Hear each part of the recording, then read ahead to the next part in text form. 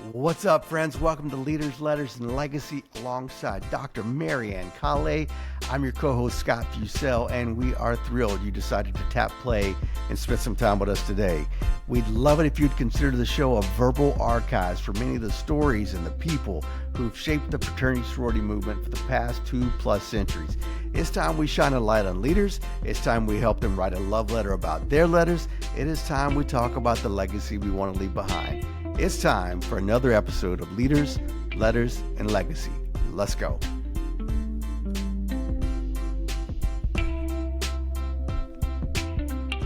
Hey, what's up, friends? Welcome to part 3 of our conversation with Dr. Mike McRee. In this portion of our conversation, we talk about what sets him on fire intellectually, his journey back to facilitating, and the leadership lessons he's learned along the way. We pick up right where we left off in part 1. Enjoy. For me, it's a callback of I've had passion around this for a long time. And it's all been because I think in college, I don't think I was a traditional student. And you know how people prefer their professors as they get into their major? That was never the case for me. If I was doing gen ed requirements and you as a professor were on fire about what it is that you were teaching or facilitating, then I was on fire about it. So I've always been in the pursuit of who are the people who are just spectacular at communicating as teachers or facilitators, and particularly how do they make concepts so sticky that once it's been introduced into your mind, you can't think of it another way, right? You're just embedded in somebody's mind, and I cannot get that concept out of my head. And I have been in pursuit of that and still in pursuit of that for such a long time, because those are the people who have made significant impact in my leadership development. When it stuck with me and I can't think of it another way because they taught me that, it was like, ooh, right? And we'll be right back. What if your greatest tool was your mind? Introducing Intellect, a commitment to growth, challenge, and the relentless pursuit of better thinking. Intellect isn't just a product, it's a journey. It's for those devoted to cultivating ideas, expanding horizons, and embracing challenges that fuel real growth. It's the spark that turns thought into transformation, because true power lies in the mind devoted to its own evolution. Intellect. Unlock your potential.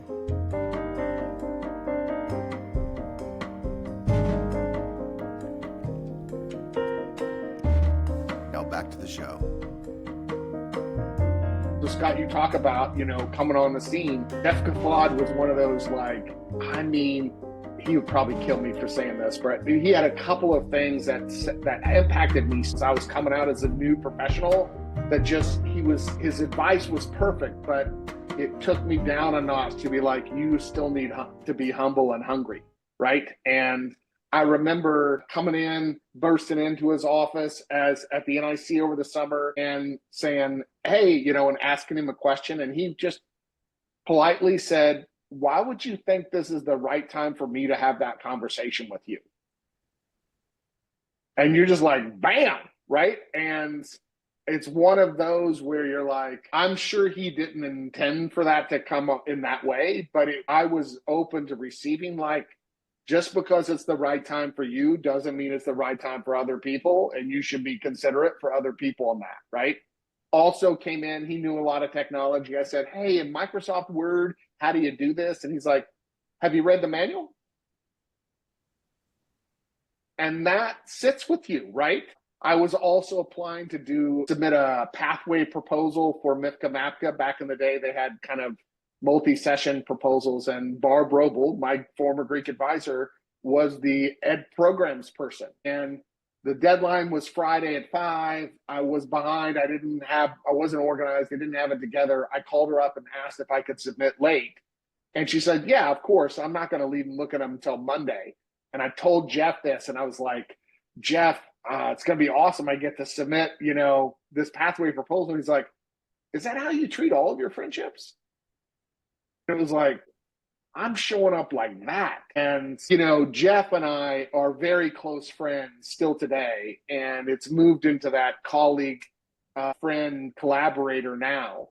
But another, I guess the point that I'm trying to make is, who were those people and what were those lessons that were taught to you in an early age that helped set you on the right trajectory of what it Mm-hmm. means to be a good professional in the industry, right?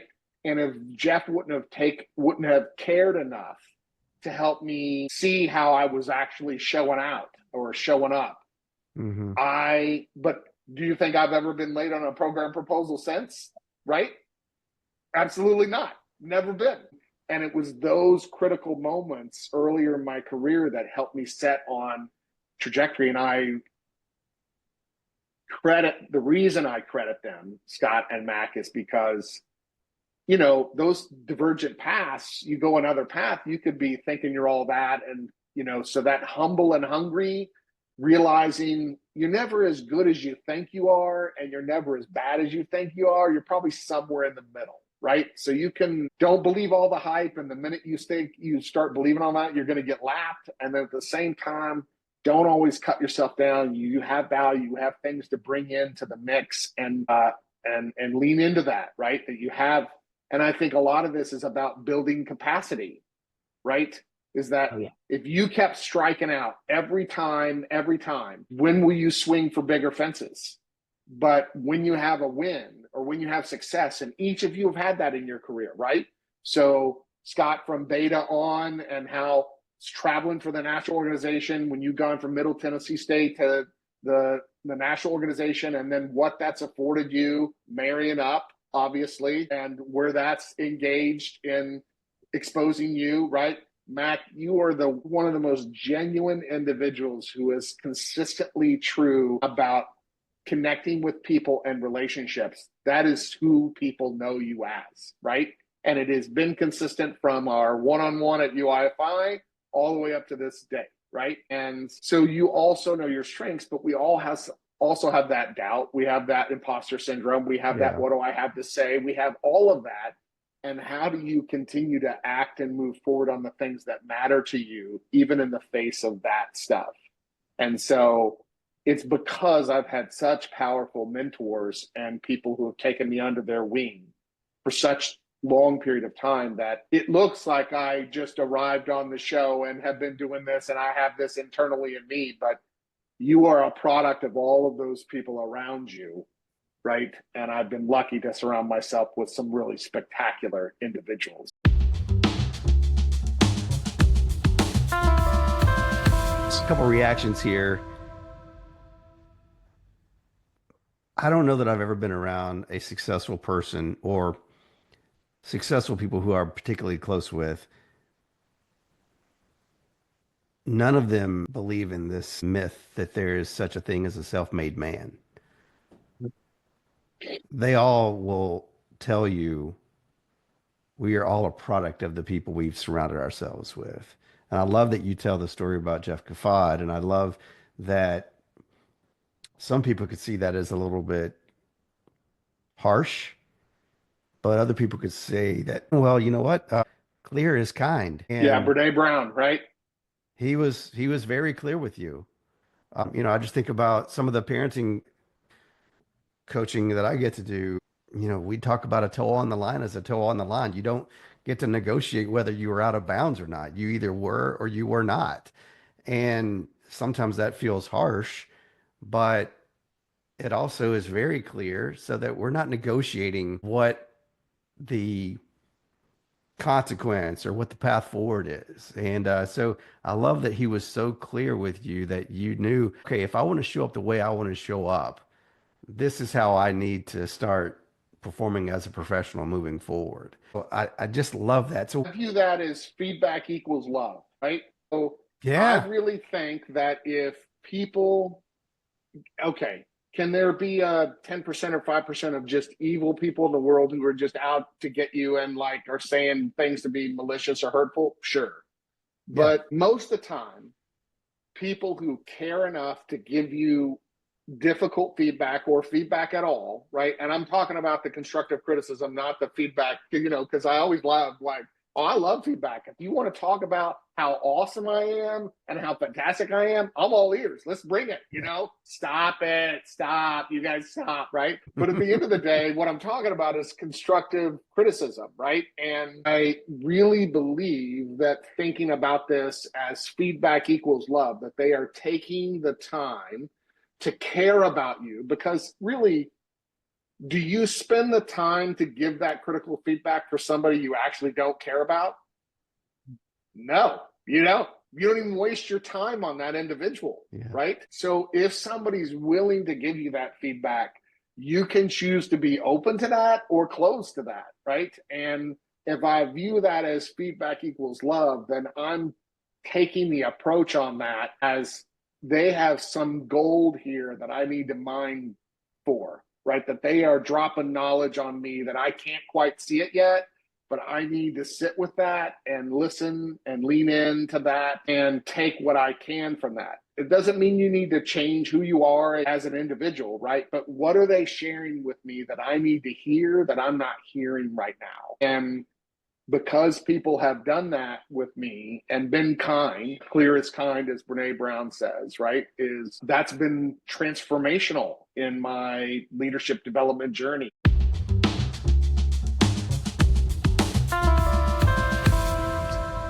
Oh, wow. Didn't realize I was showing out like that. And I was showing up like that. And that's not who I want to be. And who do I want to be?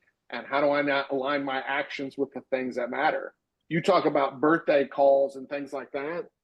Scott, that was at that same session, Mac, as UIFI. So Bill Jenkins came down. We were doing the LPI at that time, and we were doing the leadership practices inventory, and we were breaking up in our weak areas during that session.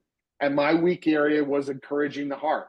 And Bill Jenkins happened to be an NIC board member at the time who happened to drop by at a UIFI session, which when does that ever happen again, right? And so he came by just to drop in, just to check in. And there were two things that he told me that transformed my life, right? One was he started writing every day with writing 5 thank you notes a day. He's like, I always have people that I have to thank, right? And then the second thing he said is that if he's in a conversation with you and you mention your birthday, he would excuse himself from the room to go to the bathroom, go write it down, and send you a birthday card every year, right? And those two things just blew my mind, right? As an undergraduate, I was like, holy crap. Now, do I write 5 thank you notes a year or a day? No. But do I handwrite thank you notes? Yep, I still do. And it's a lost art. And with as much email and electronic communication, it now shows up in a very different way now, the old school handwritten note, right? And I also struggled with buying the birthday card, getting the stamp and getting it in the mail a week before. I never quite did that. So I leaned in and remixed it. And now I'm the phone call guy. And I've been calling people for more than 30 years since that UIFI session on their birthday, right? And those were lessons that I learned from Bill Jenkins, right? And again, how do you quantify that? To show up to you in this conversation acting like it's me when it's not really it's really a combination of those people who have poured into me it's not ethical. It's not true. It's not accurate. And by telling the story, now you get why I'm saying what I'm saying. And we'll be right back. Imagine a world where kindness leads the way. Introducing Service, a mission to grow through giving, to uplift others, and to make a lasting difference. Service is about more than helping. It's about creating a ripple of care in your community. It's about showing up, doing good, and living a life that puts others first. Because the greatest growth happens when we give of ourselves. Do as much good for as many as possible for as long as possible.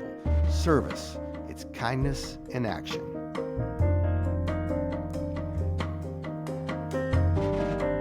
Now back to the show.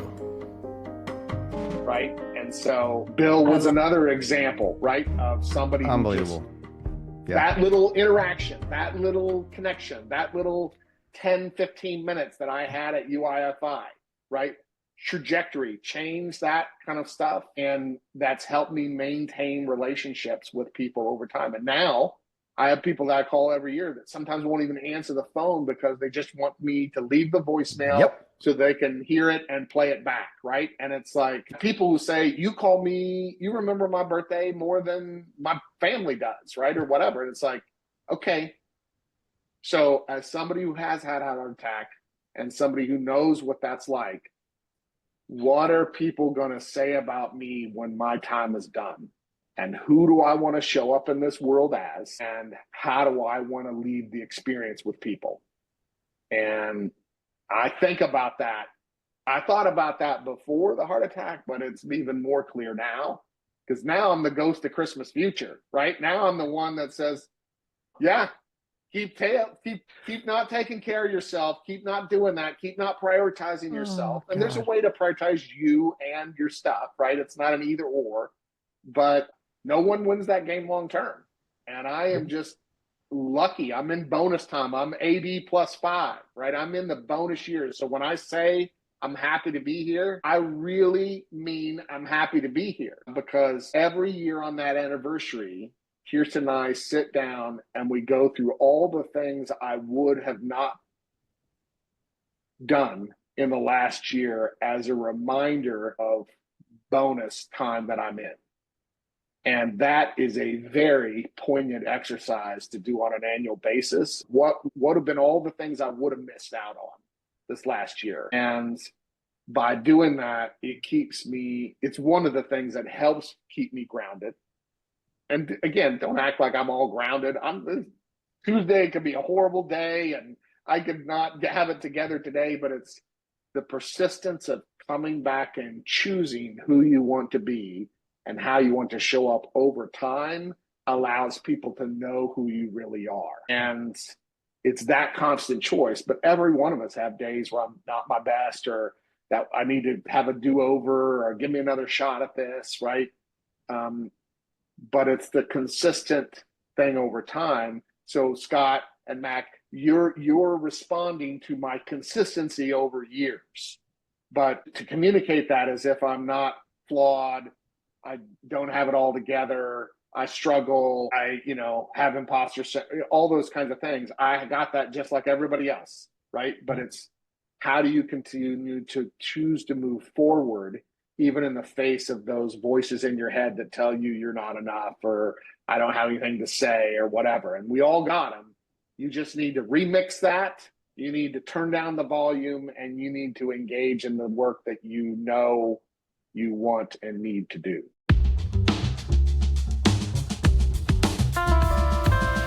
But Mike, I think one of the key pieces that the three of us share is that we didn't get here by ourselves. And mentoring today, it was so natural, right? I think in our growing up process, I have students ask me all the time, like, how do I find a mentor? And in some ways it makes me pause because I don't know if I ever intentionally asked people. They took on that role and I didn't label it. It's kind of like community service. When I was growing up, you just did service, but you didn't get credit. It wasn't right.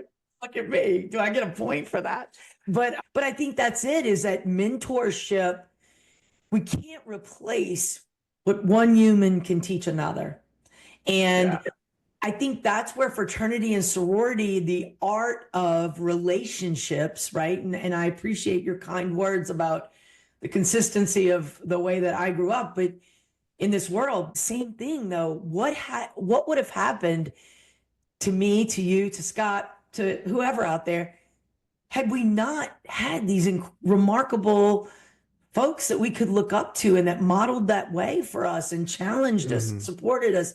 I mean, I tell students all the time, you complain about the opportunities that you have when there's somebody sitting in a residence hall by themselves, wishing they had somebody somewhere to go and somebody to hang out with, right? Somebody to hold them accountable. And we got to get back in the business of people because that's what's going to change the world. Heidi Guest is another one of our guests that you'll see. And Heidi is in helping you to find your gifts and your talent. And there's more to that than what I think today, and I tell people all the time, you can stand on a stage and give a keynote, but if you can't facilitate a conversation, then you're just giving a keynote, and that's great, right? But the conversation is what's going to matter. And I think that's what you do so well, is that you do bring people together. You do help others see their gifts and talents, and then you help them to put those into action. And it's a special gift. I don't know if you really know that or not, but yeah. Yeah. I remember early in my career talking with Shelly, and I remember after a couple of years doing FSL stuff, I was like, I don't know that I'm still learning in this role, right? And she just kind of laughed at me and was like, "You're just young," right? Because she had been to weddings and other people and seen the deposits, the things I think I struggle with, I think other people struggle with, is making the right small choice now that impacts long term. This is true with food, with health, with working out, with all the other stuff. And it's also true with people. And you just don't know the impact. And I'm more of a talker. And so it was interesting as I started writing for AFA Perspectives, and that this is the other hilarious part, the behind the scenes stuff that nobody knows, right? So Scott mentioned 6-time award winning. Well, that's rigged, PS, because back in the day, how you won the Perspectives article, I think they've changed this now, is they awarded that for people who are regular members of the association and affiliate members of the association. And so I wasn't competing against everybody else in the regular member category. As long as like Jessica Fott or Karen Nishimura Sneath or somebody else who was in the affiliate category didn't write an article, I had a shot. So I was probably only one of like 4 or 5 people who wrote an article, but as long as they didn't write, I had a shot at winning the award. And so again, even the Suf Craft Fusel, it says in the criteria that they only award that 5 a year, right? And I was the year that they gave it to 20 people, right? And it was because they were trying to play catch up. They said there was other people that they thought needed deserve. And so you're on stage with 20 other people. You're like, I don't know, maybe this feels like it's cheapens it a bit. Maybe they just like, all right, he's old, he's got some gray hair, let's let him in, kind of thing, right? And so, but at the end of the day, writing also honed craft for me, because I've learned that the written word lasts longer than the spoken word, right? So got a shelf it's life. not often you have, right? And so some of those things that you say and do along the way, you don't know the impact of that.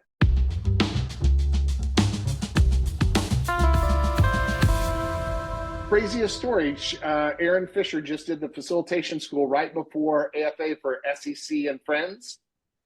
She sends me a photograph of somebody who I don't know personally. I'm not a friend on LinkedIn. I will definitely make a commitment to make this connection. Has a quote of me on the wall with something that I said, and you're like, I don't know what to do with that. What do you do with that, right? And you can think like, I've really made a difference, but it's like, not underestimate the power of your words, your actions, and what can mean to others. And how are you going to show up and pour into those people as a part of that? Because you don't know the impact of that. In the same way I'm telling stories about the people who have impacted me, they may or may not know. And it also is a shout out to be one of those people who boomerangs that back and calls them up and says, actually want to tell you, you probably don't remember this, but this thing that you did. And I've been able to have those conversations with Jeff. I've been able to have those conversations with Bill Jenkins.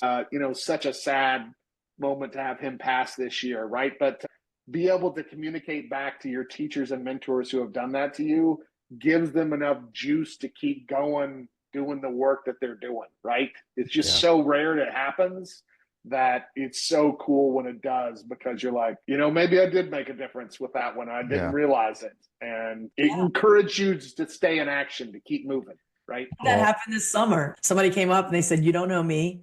So, but 20 years ago, I sat in a session with this woman who had a guitar and was talking about ritual. And she said, and I just want you to know, like, I've carried that with me. I've carried it into the work that I do as a volunteer for my organization. And, I think we don't know. And that's part of why we're here today, is because we want to capture the written word. So many people, this is one of the current avenues. This is new and improved, right? This is new and improved. That's right.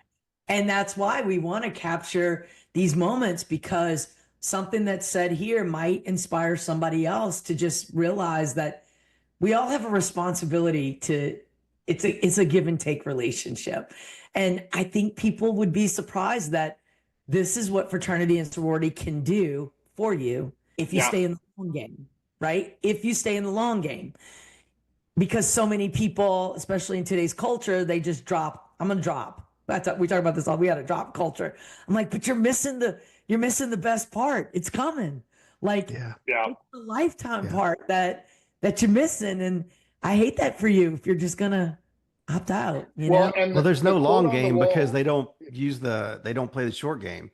Like, if you're not all in on the short game, then you're never gonna reap the benefits of the long game. That's one of the things that I loved about this. Before we went live, Mike, one of the things I loved about what you shared initially was just how the blinders came off and the world opened up to you when you started having these more interfraternal experiences, and how you weren't just in your little Sigma Nu bubble.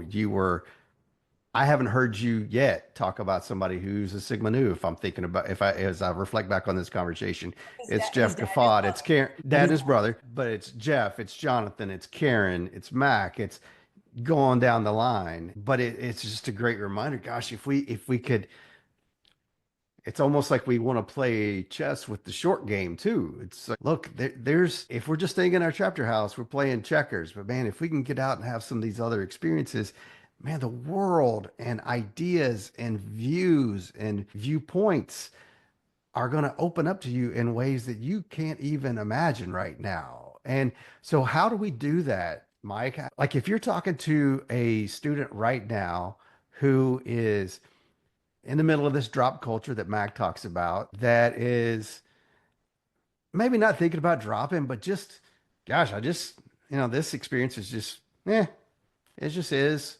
And it'll be a good run for 3 or 4 years. How do we help young people see the long game? Like, how do we engage them? How do we inspire them? How do we stoke the fire, or even build one and then ignite it? So what do you tell students today who are just like going through the motions, or maybe just want more? What do you tell them? Yeah.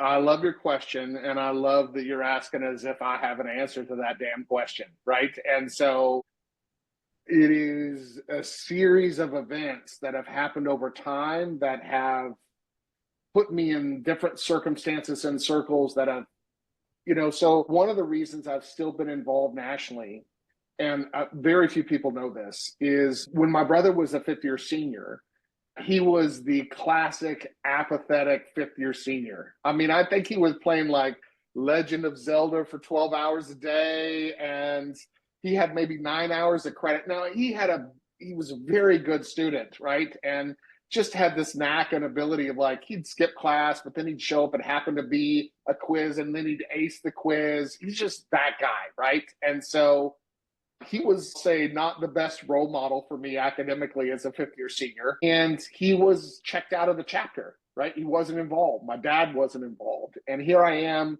gung-ho, excited, incoming freshman, and I couldn't understand how somebody could not feel like they care about it in the same way. Mm-hmm. And I made a commitment that I was never going to be like that.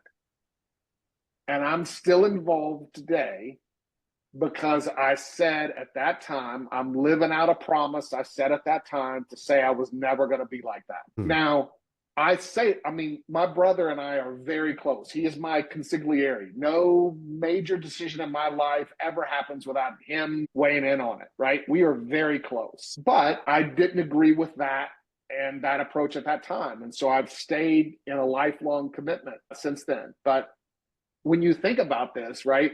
So when you talk about what speaks into the listening of people today, so Scott and Mac, it's easy to look at this now, but I didn't see it at the time, right? So these are the things that you like.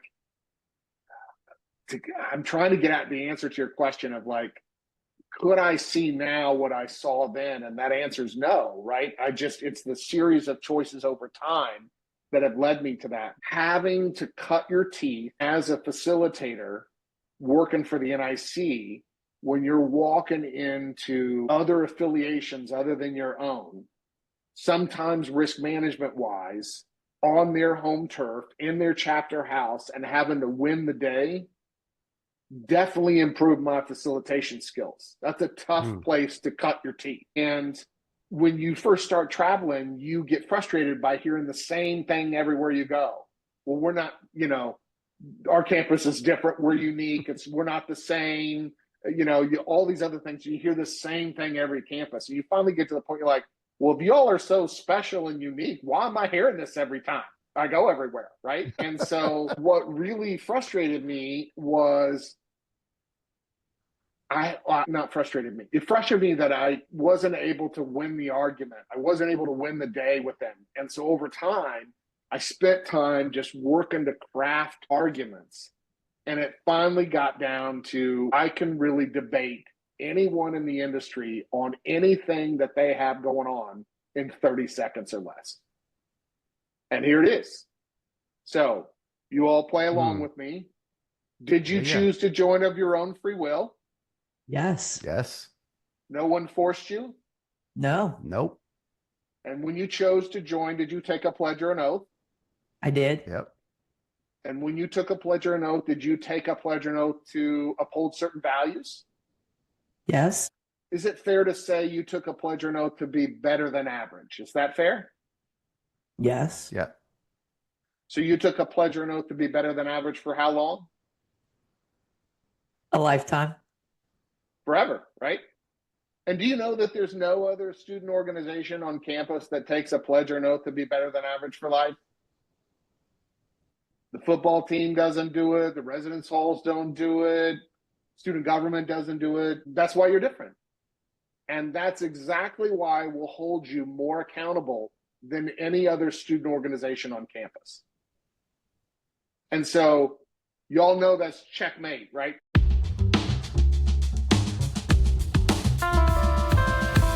That is like, we're done. I'm sorry, did you have another question? Right? So why do your grades have to be higher than the all men's or all women's? Because you said you'd be better than average.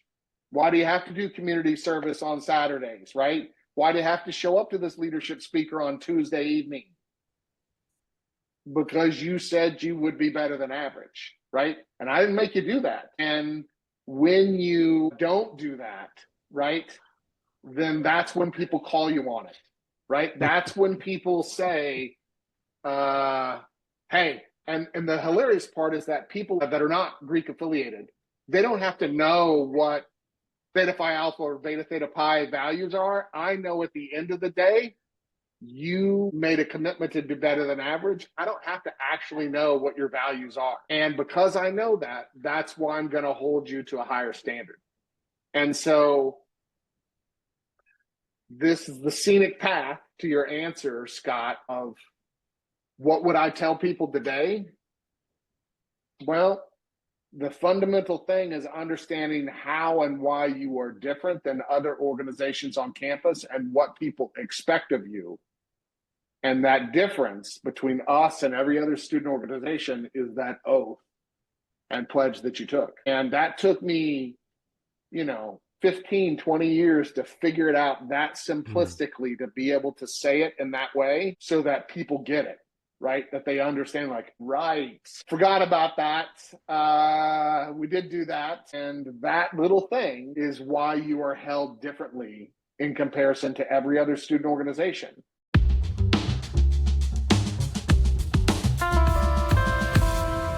Now, you can choose not to follow through with that. You can choose to ignore that.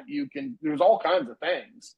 But Your point about commitment and following through on commitment is what I would advise students today, is to understand that. And by making good on that commitment, it will open up other opportunities for you and other doors that you can't see yet. I worked at Leadership for 13 years, and we had guest leader panel.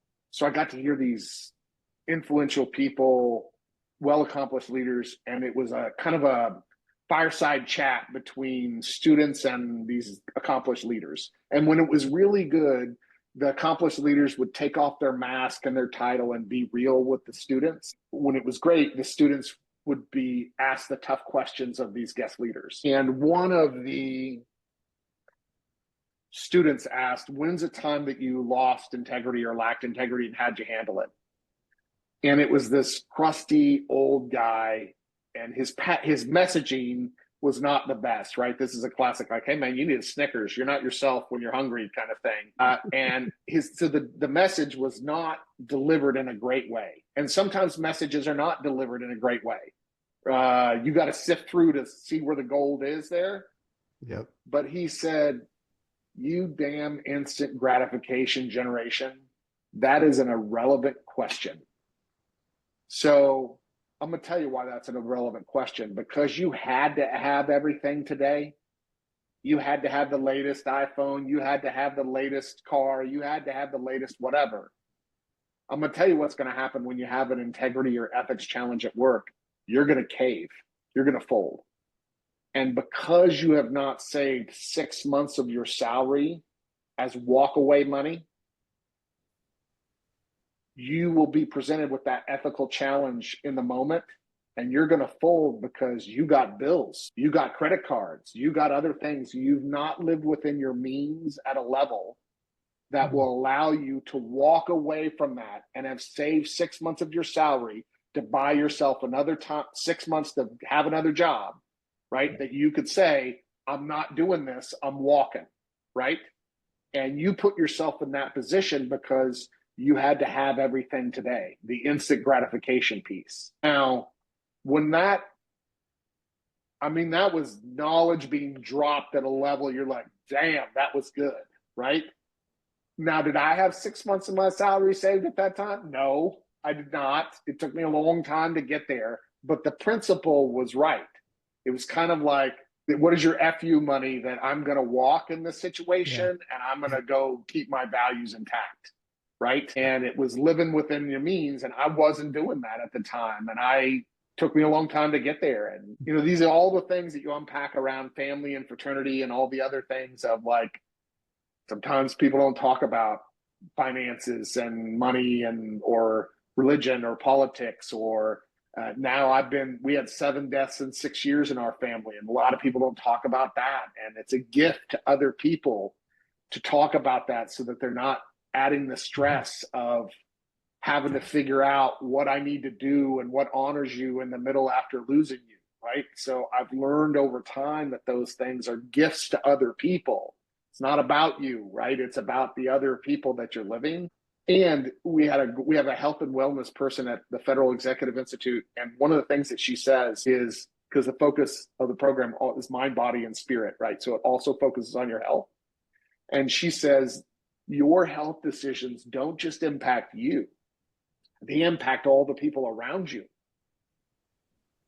And when that got dropped, I was like, now apparently I've been selfish thinking about myself along the way, right? And so these are the things that are the lessons. So I wish that guest leader at that Leadership program would have packaged that message in a better way that wasn't so crusty old guy, right? But what he was saying was really good. Are you listening for the gold and hearing past the way the message is delivered to you to listen to what is actually being said to you? And that's the part that I think is interesting. And so when you talk about what do we need to help people in today's fraternal experience, I think the crux, the bottom line there is understanding why we're held to a higher standard and how we different than other student organizations. And it's that oath and commitment and ritual piece that is uniquely different in our organizations than others.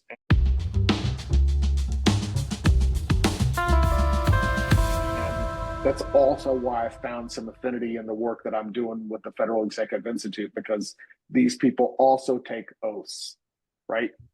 Uh, and that is grounding to me, that is centering to me, to know we're aspiring to be better than who we are.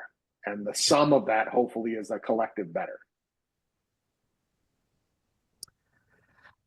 Ox, we usually finish with a lightning round, but Okay? what you just shared was so good. I don't want to potentially muck it up with three. Stay with the tradition. Stay with the tradition. Go. My goodness, man. Can I react to what you just shared Of first? course. I'm glad that a professor didn't have his Snickers that day because I don't know if the message would have been received as profoundly as it was had he packaged it perfectly. So I love that you held on to that. And I think you've mentioned this multiple times as you've shared today, the little nuggets that have impacted you along the way. It's the Bill Jenkins, I write 5 thank you letters a day. It's the Jeff Kafad saying, "Hey, tell me why you feel like this is an appropriate time for me to answer that question." I really believe in my heart of hearts, we vastly underestimate how much of a profound impact we can have on people through the simplest of messages or the minute amount of time spent. Sometimes it is literally sending the text saying, "Hey, I just want to let you know that I'm thinking about you today." That's all it takes to have an impact on that person's day and maybe their life and how they extend friendship and care and love moving forward. I love how you are so intentional and diligent about capturing those moments and then finding ways to insert them and use them intentionally in the other parts of your life. So for having that gift and sharing with each of us, I just am so grateful. And so let's hit this lightning round. And by we call it lightning round, but it never goes quickly. So you do with it what you would like. All right. So this is going to be an impossible question for you to answer. So I'm going to acknowledge that right up front because you've got 25 or 30 years of transformational leadership experiences, and you've shared so many of them today, but can you share one more transformational leadership experience or leader that has shaped your trajectory or your worldview in your 2+ decades in this community? Yeah, I mean, it would be hard not to name some of these ones, right? The Shelley Sutherlands, Yeah. the folks that have been, but I've covered some of those. So I think what you're asking is who else? And I will say I'm now lucky that it's happened both with folks who have been younger than I am as well as older than I am now. I think, Hmm. Mac, you talked a little bit about that earlier. But one that certainly sticks out to me is Bernard Franklin. And Hmm. Bernard Franklin was the associate dean of students at Kansas State when I was an undergrad. And this guy is a chameleon, man. This guy is like, just to set the tone, right? He was the first Black man to be elected student body president at a predominantly white institution in 1971 as a write in. He wasn't even on the What? ballot and won 51% of the vote as a write in. Just Wow. to start, right?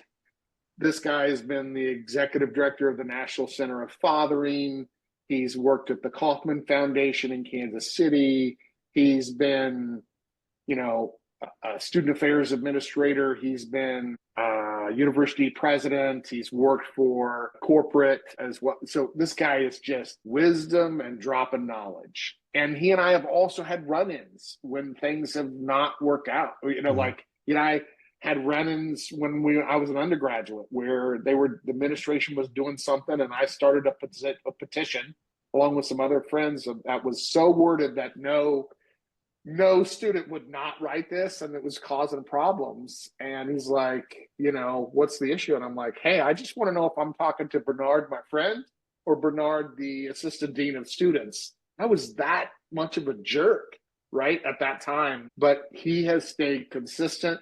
in my life. He has been a longtime mentor. We've had weekend retreats together where we've talked about values. We've shared our most internal documents of affirmations and who do I want to be in this world and things like that. And he has consistently given me chances when I probably didn't deserve them. And he is somebody that I've learned a lot from, has been a father figure for me, for lack of a better word.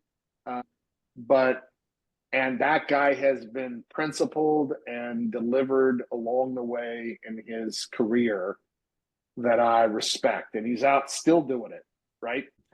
And so Bernard is someone, he taught an advanced leadership course when I was in college, but he brought me back as he was the national president for Delta Upsilon. So I'm not a DU, right? But that's what got me connected to DU is he brought me and Osteen and Veldkamp and Jeremiah Shin and all these other thought leaders to come in and reimagine the fraternity's strategic plan. They wanted outside voices in to kind of model that. And then afterwards said, hey, we've now come up with a plan. Won't you help me come fundraise for it? Why don't you come run the foundation? Which was an offer was difficult for me to refuse. Once you've been around a long enough time, you've written enough things on flip chart pieces of paper that know that what gets things off of flip charts into reality is cash money, right? That's why the foundation is important. That's why donation's important. That's why giving gifts of your, not just time, but of your purse, right? Your resources can be transformational. And he was a guy that got me back into the mix. And it would be difficult for me not to explain how much of an impact he's had on my personal career. And he's a guy I've been calling on his birthday ever since college, right? Man, Mackie's got me thinking back to our conversation with Dan Shaver, and Dan talking about how we are built to mimic others. And he sounds like somebody who is worthy of being mimicked, Mike. So thanks for sharing that about him. Thank you. If you were writing a letter to 18-year-old Mike, what are you going to tell him he has to look forward to?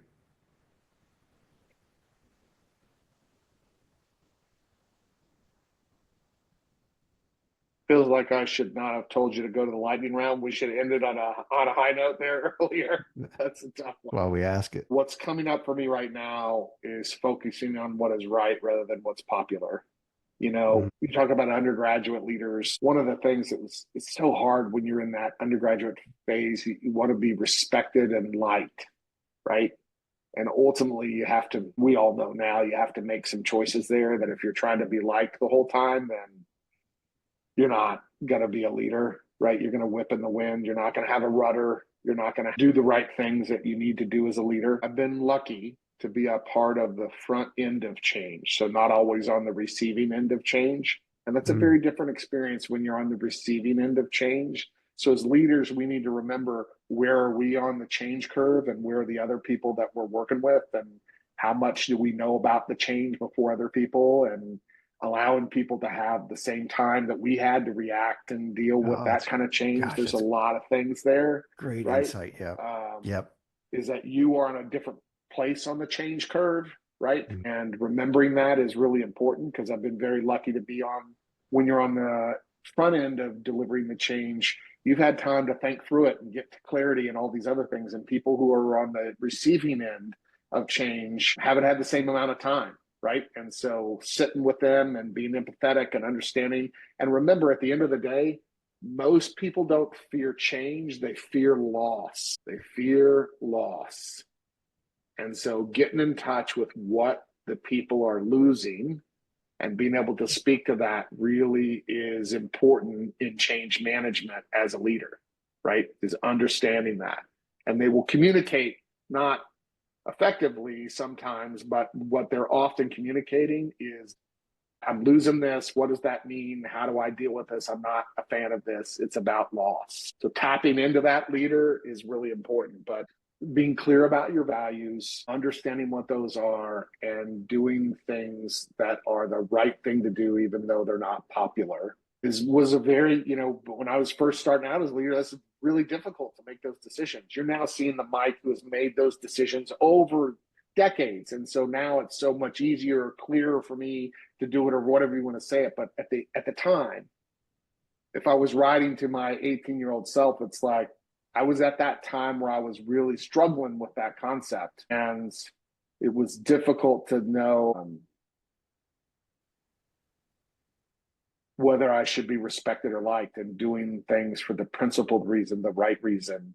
And at the time, it doesn't always pay out, but it always pays out long term. Again, making small decisions now that impact the long term, and it's hard to see the long term in the moment when you're making those little decisions, right? But those things over time, repeated over time, help build your skin, your thickness, your ability to withstand additional critique and challenges, because you've made that decision over time. But in the moment, when you first start, those are hard decisions. I'm not saying they're not now, but in the moment, the 18-year-old Mike would struggle with that. Am I going to be respected or liked? And what are the principles that I'm going to use to make my decisions? And how can I look myself in the mirror and feel comfortable, right? Or whatever the analogy is that people use.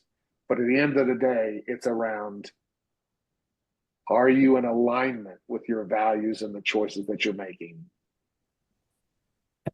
But it's really easy to act like you got it all together now. Right now, the older you get, the more, when I've taught ethical leadership, you learn that my goal is not to make it black and white. My goal is to make it gray for you, to make it really murky. Because of course, do I embezzle money or do I not embezzle money? Well, I hope you know the answer to that question, right?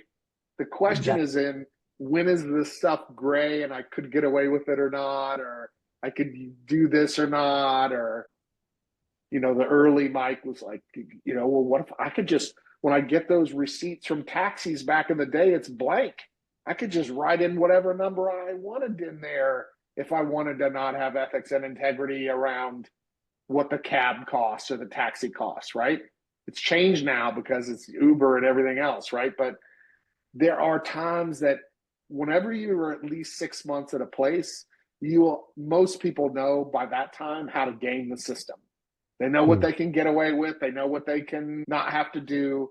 And it's what causes you to still do the right thing after you know what you can get away with. That's a good point.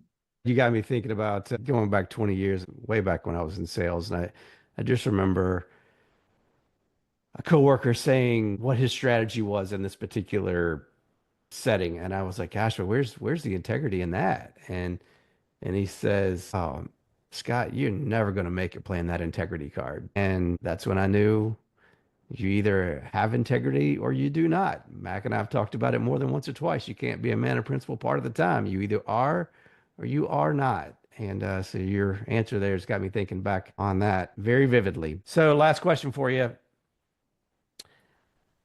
What's Mike McRee's legacy? That is better answered by other people. And so, great answer. Me telling you who I think I am is not the same as other people telling you who I am.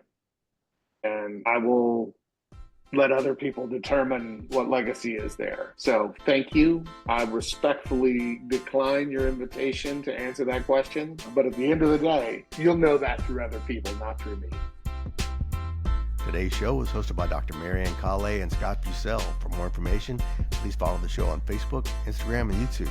You can also follow Dr. Mac and Scott on social or on the web at mariannecalais.com and scottbucellcoaching.com. Thanks again for tapping play and joining us for another episode of Leaders, Letters, and Legacy. This has been a Find Your People production. Yeah. Well, and I will say, when sharing, because some folks would ask last week when we were at AFA, who are some of the guests that you know that have committed? And when I said your name, the response was, "That's a good one." And I'm like, that to me said it all, right? I think it's the confidence that the people who you've impacted, you've left a mark, and it's a mark that we want to take with you. Just now when you were talking, probably one of the first times I ever heard the quote, "Ships are safe in harbors, but that's not where ships were meant to be." that came from you.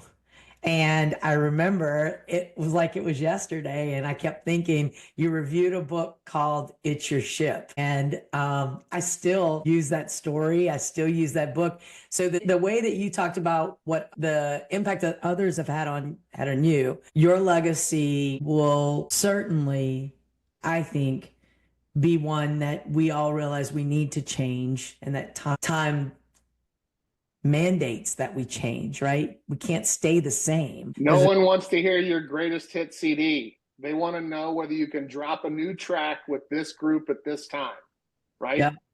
My People niece, who really do it can that's drop right. a new track today. My niece said that the CEO of ALSAC, the fundraising arm of St. Jude, Rick Shadiak, is one of her mentors and has been so gracious and so good since she was a patient at St. Jude. She said, he says, what got us here won't get us there. And Yep. I think that's, if I had to say, what is Mike McRee's legacy, it would be what got us here won't get us there. And so I appreciate you constantly challenging us to change, to be better, not just to change, but to change for the better. And I hope that our listeners, and I think this is going to be a double episode. I think this is going to be one of those that we're going to have to spend some time thinking. And I appreciate, Mike, just your vulnerability. That's one of the things I love about you and Scott is, I love men that are real men, and they can show all the parts of themselves that sometimes are hidden, I feel like, and that's a stereotype. But I love that you all aren't afraid for others to see who you are, who you really are.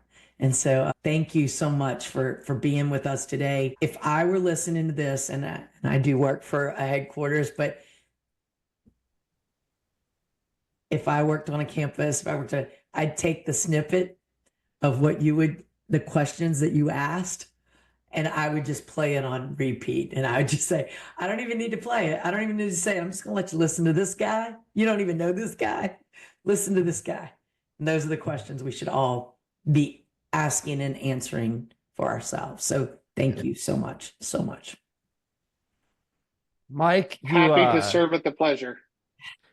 You habitually show up for other people and show up for this community, and you've done it again today by showing up for our listeners. And we are so grateful for the way you've shown up, and the way you lift up, and the way that you have extended your friendship to us for the last 25, 30 years. And we love you. We're grateful for you, and just can't tell you how much we appreciate getting to share this time with you. So thanks for making the time. I like to be around nutritious people. And so that feed and nurture me in the same way. So right back at you, y'all. It is cool to be among friends and share a few stories of what we've learned along the way. So I'm honored to be with you, and thanks so much for the invitation. So this is the part where you get to drop, and we'll talk about you for a few minutes, and then we'll move on. So hey, thanks again, bud. We'll see you soon. Thank you, Mike. You bet, y'all. All right, be best of good. family. Thanks so much. Yeah, Bye. take care.